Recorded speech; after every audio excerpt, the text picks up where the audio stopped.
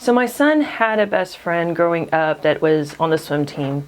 And one of the things that he was always concerned about, that the team always struggled with, was how are they going to do home meets and how are they going to practice consistently.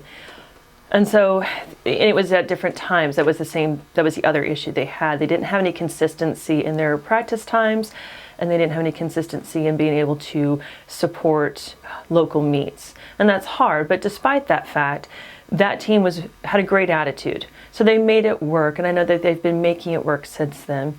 So there is a need for an aquatic pool. We've been putting a lot of resources into our other athletic teams: football, basketball, wrestling, cheerleading. And so I think it makes sense to provide the same resources to our swim teams and our dive teams. What that split looks like, I don't know. That's really for the relationship between the school district and the governing body of the Aquatic Center, which I think is the city or the DRC. I'm not as well versed in that area, but that's really that relationship will show what that split looks like, in my opinion.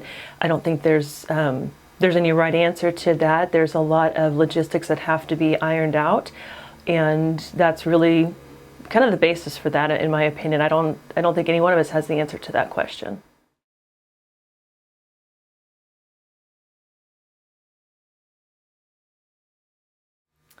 As a parent of 3 children, with my sons being just about 2.5 years apart, so they were 2 years difference in school, I learned a lot about test scores, the assessments, and my boys taught me that they don't learn in the same fashion. So they didn't test the same way. Their results were not the same, despite the fact they were both equally smart and they both knew the information. And so I didn't put a lot of stock into the assessments.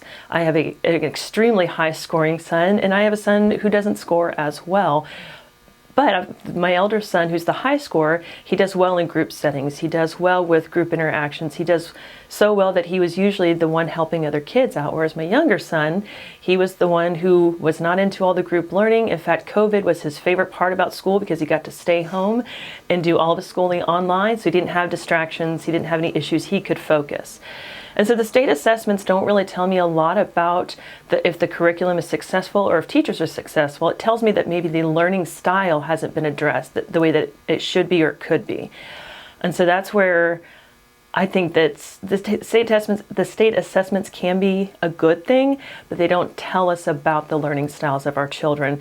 And if we're going to get to every child every day preparing for the future, we need to focus on their learning styles versus the curriculum solely.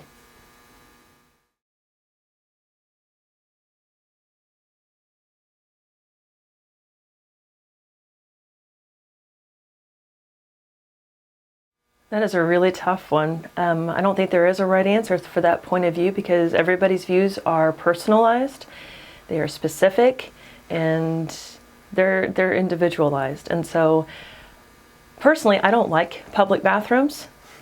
I don't understand the idea of relieving yourself with an audience close by.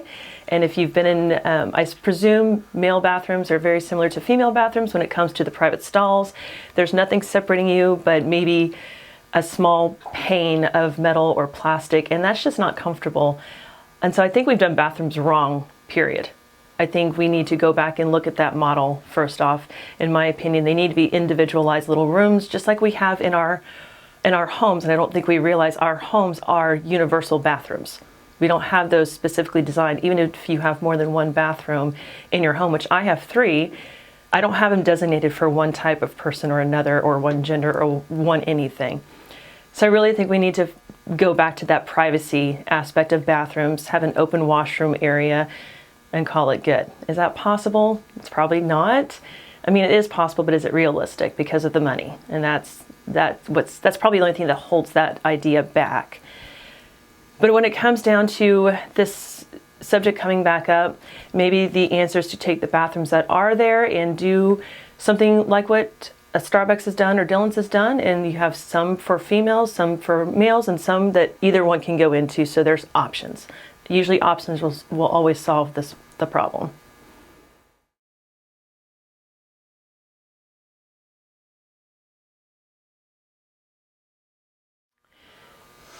Well, society is the bigger picture, and so to get to the bigger picture, you start with the smaller pieces, and Derby's a small piece of the bigger picture. In touring the schools within the district, I have learned that the middle school and high schools have counselors, and they're full-time counselors.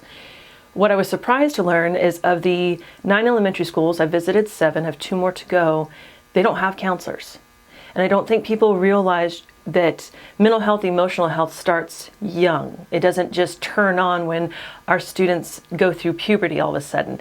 Our home lives are all different, our backgrounds are all different, and then you take and you try to assimilate yourself within your community, and it can be a tough fit, or you're trying to make ends meet because you're struggling economically.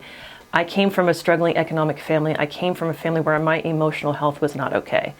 And so I didn't have any access to any sort of resources to help me through it. And I didn't identify it as being a problem, but my teachers did. So I think starting young, getting counselors in those elementaries is something we need to look at. And then focusing on emotional intelligence and emotional agility within the elementaries, and then going upward from there. Because again, you need emotional intelligence to understand how to process your emotions. From there, you can manage your emotional health, and that leads into a mental health stability as well. And so that it does start in the elementaries. There's just no doubt about that for me. So putting counselors in elementary schools would help, I think, alleviate the problem at the very least.